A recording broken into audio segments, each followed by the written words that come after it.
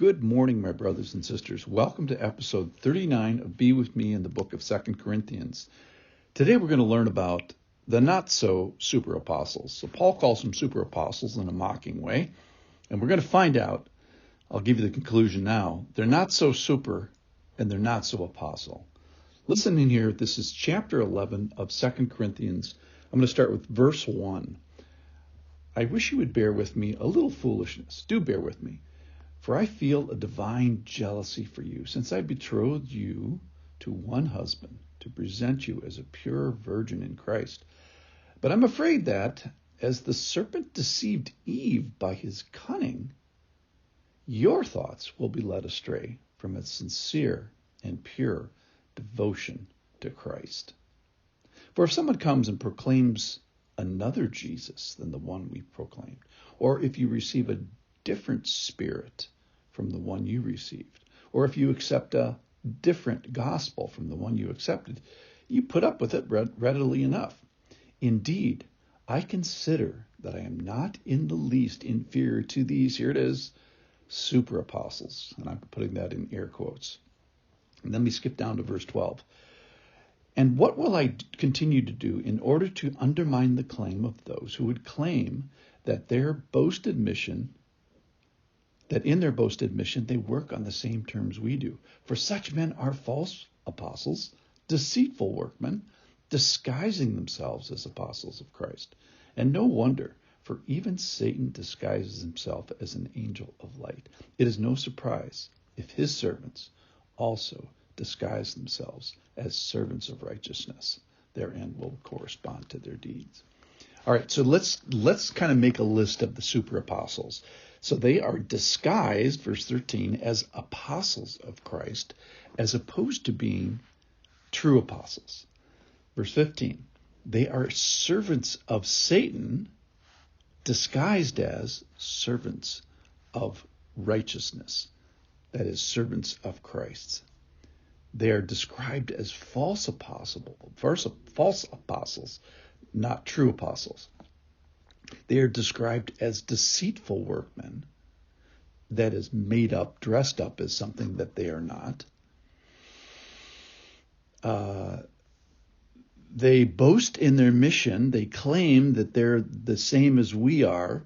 You know, they're saying, hey, we serve the same God, or we're all in the family of God, or all road leads to heaven, when they're not. They, in another chapter, chapter 2, verse 17, they're described as peddlers, kind of in it for their profit, where Paul is describing himself a little later on here as doing this for free. They are described as proclaiming Jesus, but really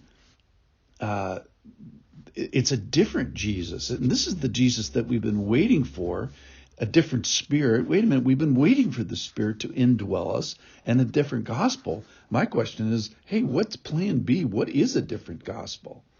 So verse 5, Paul calls these people super apostles. They kind of look good, they sound good, but on further inspection, they're not so super, and they're certainly not apostles. Paul is contrasted as being relatively unskilled in speaking, but what he describes himself as actually in plain speaker.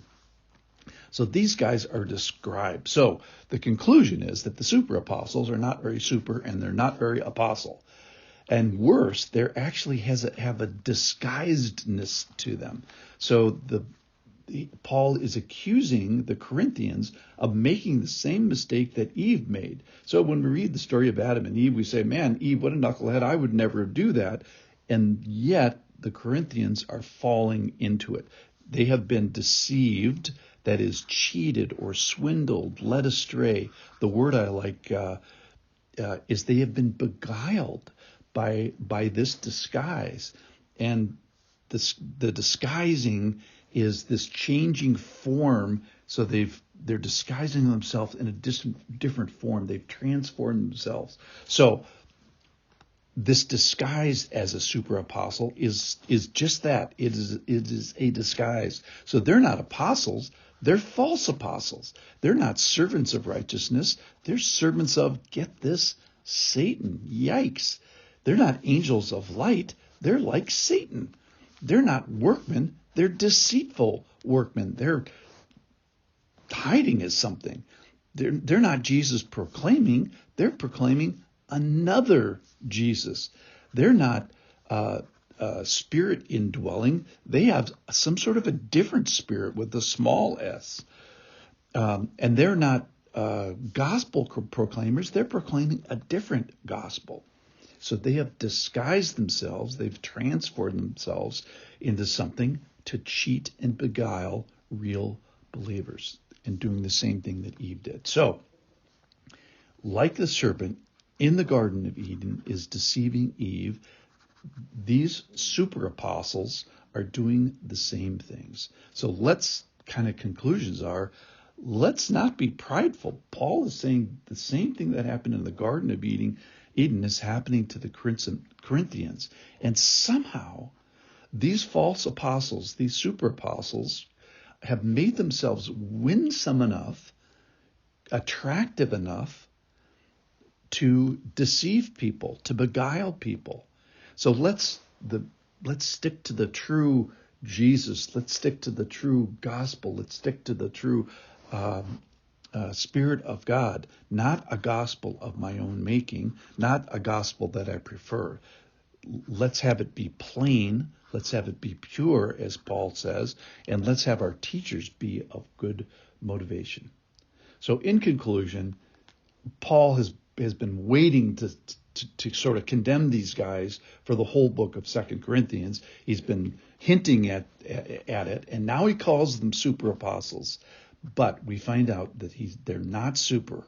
They're deceitful, and they're disguising themselves. They beguiled the Corinthians. And they're not apostles at all. They're preaching another gospel, another Jesus, and giving some sort of another spirit with a small s, not the capital S.